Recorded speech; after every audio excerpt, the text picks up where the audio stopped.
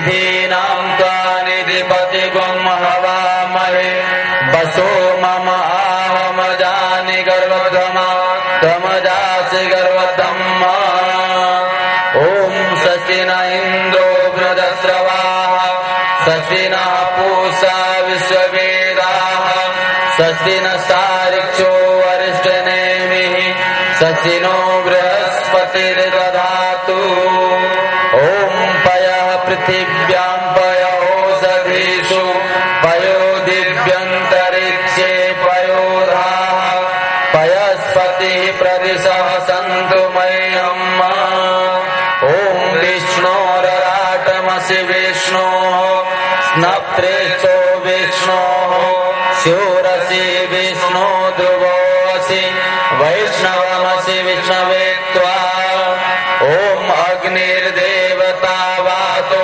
देवता सूर्यो देवता चन्द्रमा देवता वसवो देवता रुद्रा देवता आदित्या देवता मरुतो देवता विश्वे देवा देवता बृहस्पतिर्देवतेन्द्रो देवता वरुणो देवता ॐ द्वौ शान्ति अन्तरिक्षगं शान्तिः पृथिवी शान्तिरापः शान्तिरोषधयः शान्तिः वनस्पतयः शान्तिर्विश्वे देवाः शान्ति ब्रह्म शान्तिः सर्वगं शान्तिः शान्तिरेव शान्तिः सामा शान्तिरेधि ॐ विश्वानि देव सविता दुरितानि पराशुव यद्भद्रं तन्न आशुव ॐ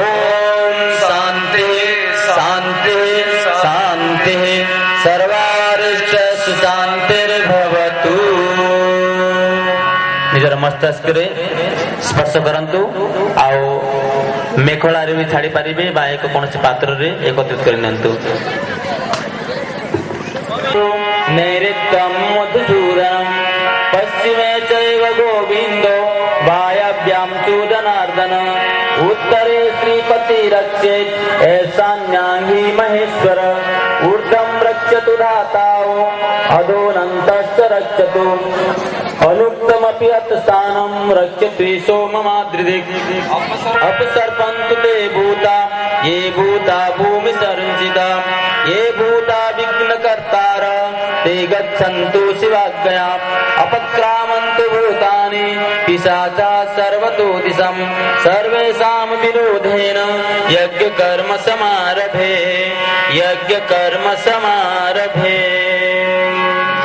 समझते निज स्थान रे बसी जातु आओ जो भाई भौणी जो गुरु तेरे कौन कौन गुण गाऊं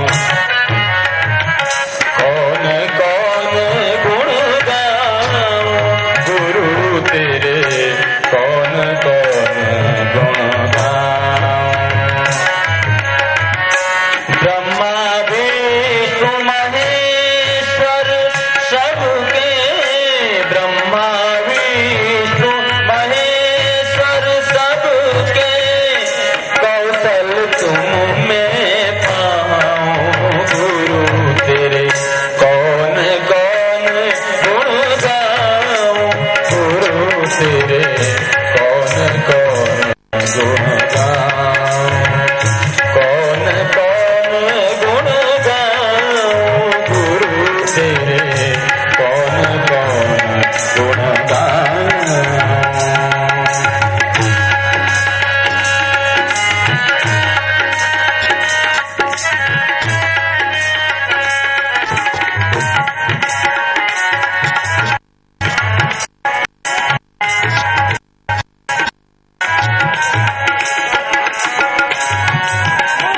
माधर की धारण क्षमता ममता सुचिता या उर्वरता माधर की धारण क्षमता ममता सुचिता या उर्वरता तुम हर साधक पर बरसाते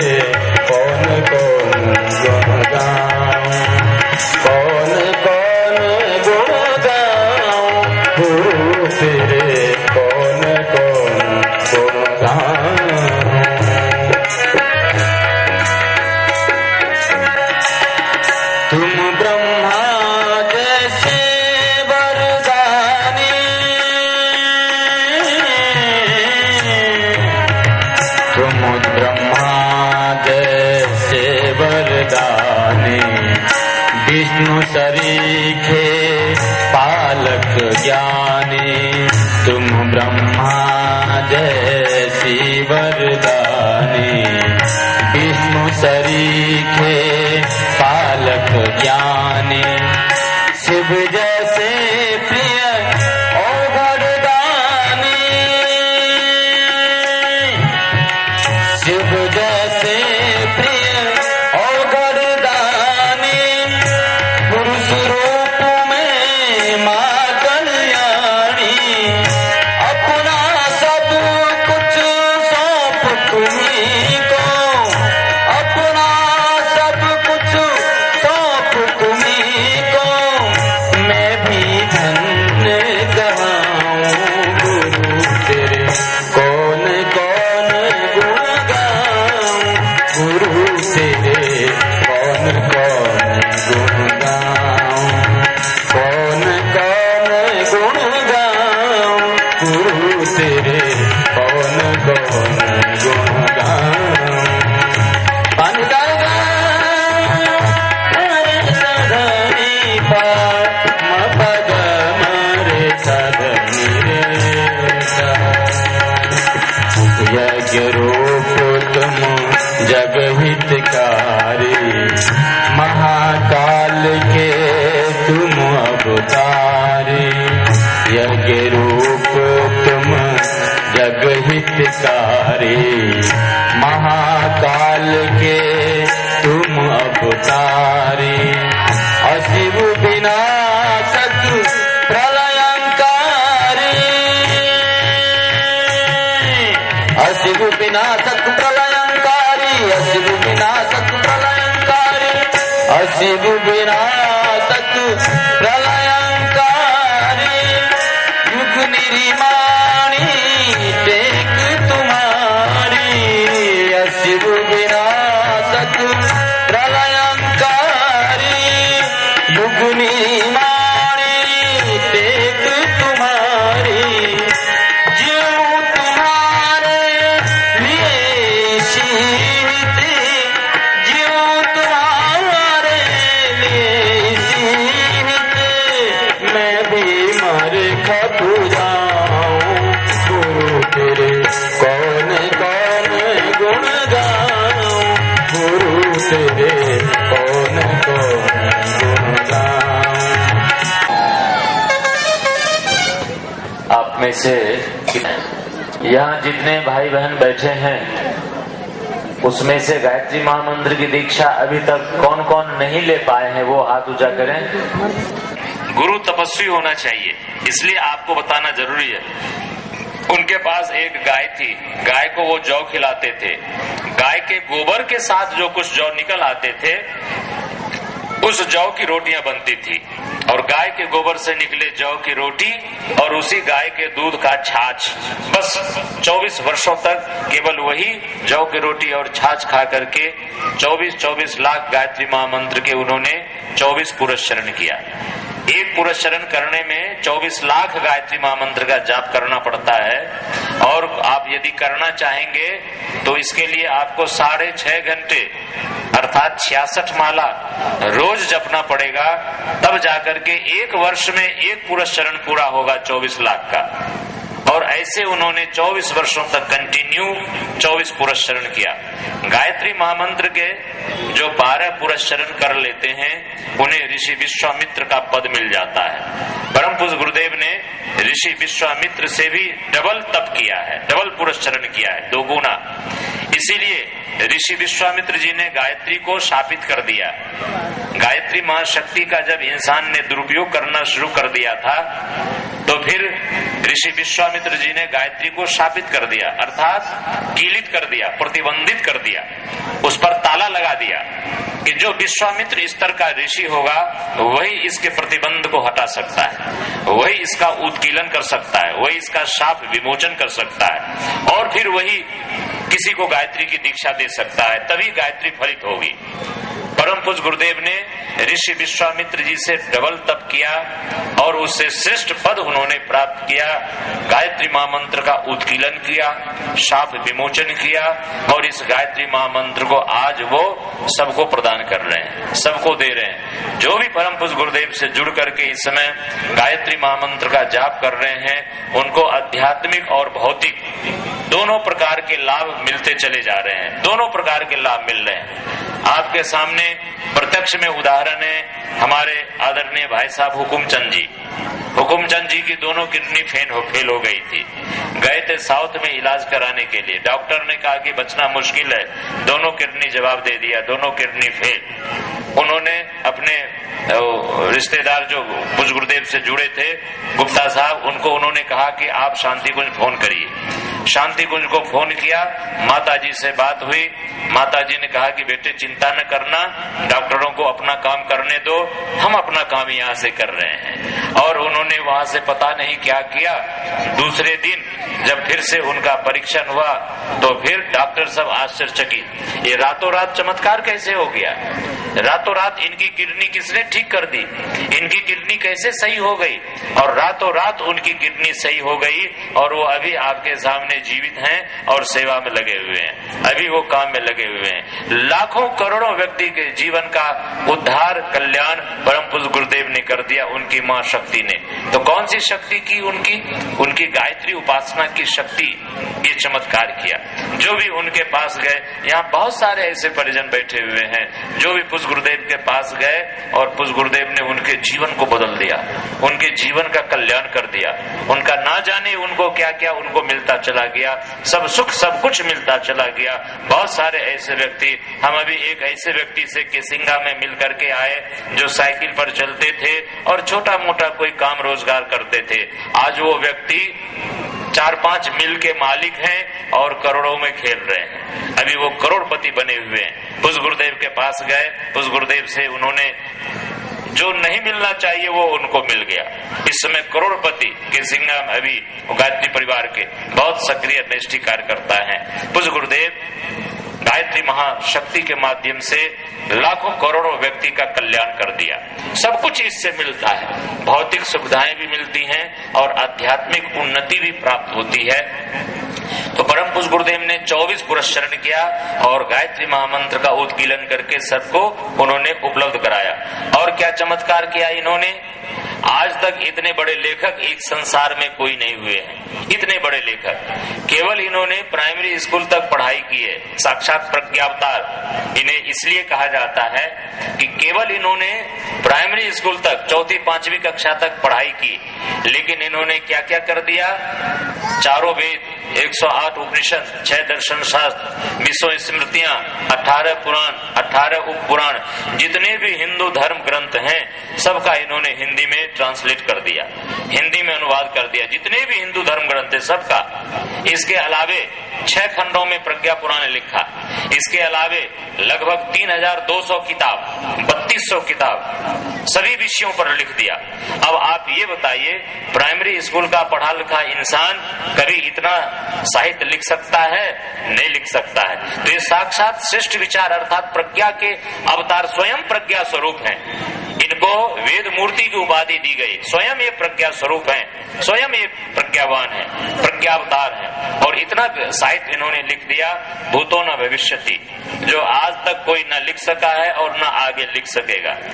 जो उन्होंने लिख दिया है एक जीवन में, वो एक जीवन में इंसान पढ़ नहीं सकता है।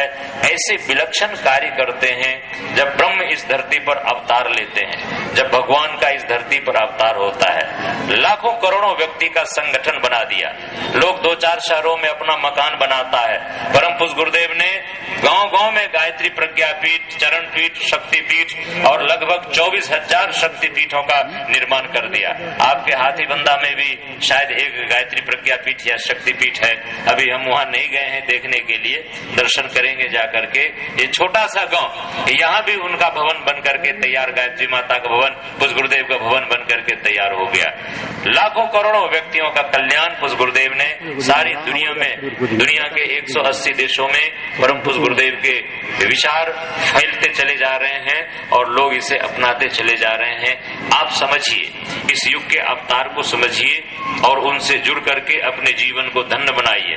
भगवान इस धरती पर श्रेष्ठ विचारों के रूप में प्रज्ञा बन करके अवतरित हो चुके हैं और उन्हीं प्रज्ञावतार कि ये युग प्रत्यावर्तन प्रक्रिया चल रही है, युग परिवर्तन का ये अभियान चल रहे हैं। आप उन्हीं से दीक्षित होने जा रहे हैं, उन्हीं से जुड़ने जा रहे हैं। कितना बड़ा सौभाग्य है आपका, आप कल्पना नहीं कर सकते आप कि ऐसे साक्षात ब्रह्म जो प्रज्ञावतार बन करके आए और हमें गुरु रूप में मिल रहे हैं। गुरु क्या करते हैं? गुरु हमारे कई जन्मों के पापों को दूर कर देते हैं। भगवान ऐसा नहीं कर सकते। भगवान से ऊंचा स्थान गुरु का होता है। भगवान भी इस धरती पर अवतार लेते हैं तो उन्हें भी गुरु की जरूरत पड़ती है। श्री राम जी भी आए थे तो उन्हें भी गुरु की जरूरत पड़ी। श्री राम जी के एक गुरु नहीं थे। कई लोग सोचते हैं, कहते हैं कि हम तो फला गुरु से दीक्षा ले लिए हैं तो हम गायत्री मंत्र की दीक्षा लें कि ना लें। कई लोग इसलिए भी गायत्री मंत्र की दीक्षा लेने से डरते हैं कि कहीं हमारी बुराई न छूट जाए, क्योंकि गायत्री मंत्र जपने वालों की बुराई छूट ही जाती है। तो कई लोग बुराई छोड़ने के डर से कि हमारी कहीं बुराई न छूट जाए, हमारे अवगुण न छूट जाए, इसलिए भी लोग दीक्षा लेना नहीं चाहते कि मीट मछली खाना न छूट जाए, शराब दारू पीना न छूट जाए। तो लोग इसलिए भी घबराते हैं। गायत्री मंत्र में बहुत बड़ी शक्ति है, तो जीवन को जाकर के ये धो देता है गायत्री महामंत्र, इसलिए भी लोग हिम्मत नहीं कर पाते। यदि आप किसी और गुरु से भी दीक्षित हैं तो भी आप गायत्री महामंत्र का जाप कर सकते हैं। क्यों? क्योंकि जीवन में कई गुरु होते हैं। प्राइमरी स्कूल में गुरुजी अलग होते हैं, हाई स्कूल में अलग होते हैं, कॉलेज में अलग होते हैं। और किसी एक विषय में पीएचडी करना हो तो फिर और पीएचडी होल्डर से पढ़ाई करनी पड़ती है। तो अध्यात्म में पीएचडी करने के लिए गायत्री महामंत्र का जपना बहुत आवश्यक होता है। उसको आप करने जा रहे हैं। भगवान श्री राम के देखिए कई गुरु थे।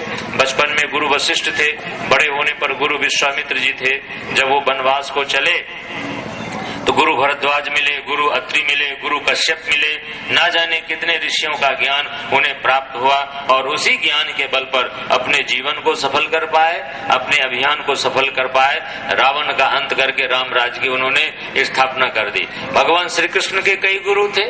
बचपन में गुरु सांदीपन थे, बड़े होने पर गुरु दुर्वासा थे। इसलिए आप ये न सोचिए कि हम किसी और गुरु से दीक्षित हैं तो गायत्री महामंत्र की दीक्षा लें या न लें। गायत्री महामंत्र की दीक्षा इसलिए अनिवार्य है सबको लेना। भले आप किन्हीं गुरु से दीक्षित हैं तो भी गायत्री मंत्र लीजिए, क्योंकि गायत्री महामंत्र ही गुरु मंत्र है। गायत्री महामंत्र ही गुरु मंत्र है और उसी से इंसान का कल्याण हो सकता है। गुरु बिना गुरु ज्ञान के इंसान का जीवन सफल नहीं, धन नहीं हो सकता। और गुरु ज्ञान गायत्री मंत्र से मिलता है। गायत्री के सिद्ध साधक इस युग के विश्वामित्र परम पुरुष गुरुदेव गायत्री महामंत्र की दीक्षा आपको देने जा रहे हैं। आपको 3 काम करना पड़ेगा। कुछ गुरुदेव ने जो तप किया है, जो उन्होंने साधना की है, उनके पास जो आध्यात्मिक शक्ति है, उसका लाभ उठाने के लिए आपको 3 काम करना पड़ेगा।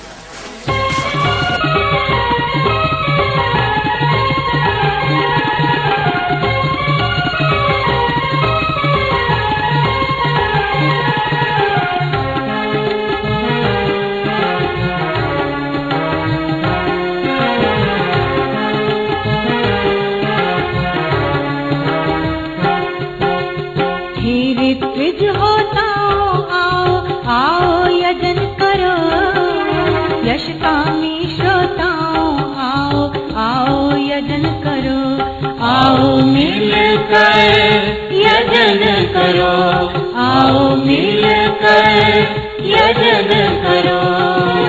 हे ऋत्विज होताओ, आओ आओ यजन करो।